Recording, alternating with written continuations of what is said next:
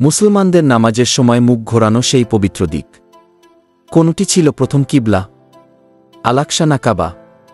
কেন বদলানো হয়েছিল কিবলার দিক? এ পরিবর্তন কি ছিল কেবল এক নির্দেশ, না ছিল একটি ঐতিহাসিক বার্তা? চলুন জানি সেই ঐতিহাসিক সত্য যেটা বদলে দিয়েছিল মুসলিম উম্মাহর চিরচেনা পথ। ভিডিওটি শেষ পর্যন্ত দেখুন, কারণ এটি শুধু ইতিহাস নয়, এটি বিশ্বাসের প্রতিচ্ছবি।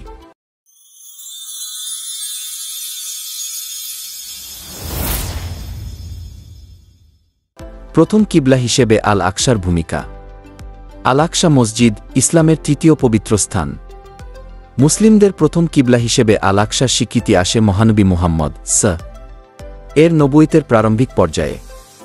ঐতিহাসিক প্রমাণ: মহানবী মক্কায় অবস্থানকালে প্রায় 16 থেকে 17 মাস পর্যন্ত তিনি নামাজ পড়তেন বাইতুল মুকাদ্দাস বা আল-আকসা মসজিদের দিকে মুখ করে, এবং ইসলামের প্রাথমিক পর্যায়ে এই কিবলার মাধ্যমে ইসলামের সংযোগ স্থাপন হয়েছিল পূর্ববর্তী নবীদের সঙ্গে। ইসরা ও মিরাজ: নবী মক্কা থেকে বাইতুল মুকাদ্দাসে যান এবং সেখান থেকেই সিদরাতুল মুনতাহা পর্যন্ত আরোহণ করেন। এটি আল-আকসার গুরুত্বকে আরও বাড়িয়ে তোলে। কিবলার পরিবর্তনের ঐতিহাসিক প্রেক্ষাপট: হিজরত ও মদিনায় আগমন। নবী যখন মদিনায় আগমন করেন তখন মুসলিমরা এখনও বাইতুল মুকাদ্দাসের দিকেই নামাজ আদায় করতেন। কিবলার পরিবর্তন: সূরা আল-বাকারা আয়াত 144।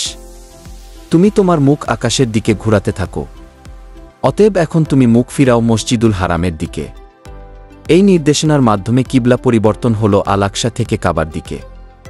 কারণ: মুসলিম উম্মাহর স্বাধীন পরিচয় প্রতিষ্ঠা, ইহুদিনাসারাদের থেকে ধর্মীয় পার্থক্য স্পষ্ট করা। কাবা ছিল হরত ইব্রাহিম কর্তৃক নির্মিত প্রথম ঘর, যা ইসলামের মৌলিক ঐতিহ্যের প্রতীক। মুসলিম বিশ্বের প্রতিক্রিয়া।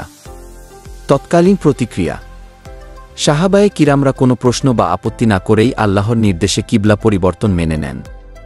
ঐতিহাসিক ঘটনা: মসজিদে কিবলাতাইন, যেখানে নামাজের মাঝপথেই কিবলার দিক পরিবর্তন করা হয়, এটি বিশ্বাসের নিদর্শন। ইহুদি ও মুনাফিকদের কটাক্ষ: তারা এই পরিবর্তনকে কেন্দ্র করে মুসলিমদের সিদ্ধান্ত নিয়ে কটাক্ষ করেছিল। আল্লাহ বলেন, যারা অজ্ঞ তারা বলবে, তাদের কিবলা পরিবর্তন হল কেন? সূরা বাকারা 142।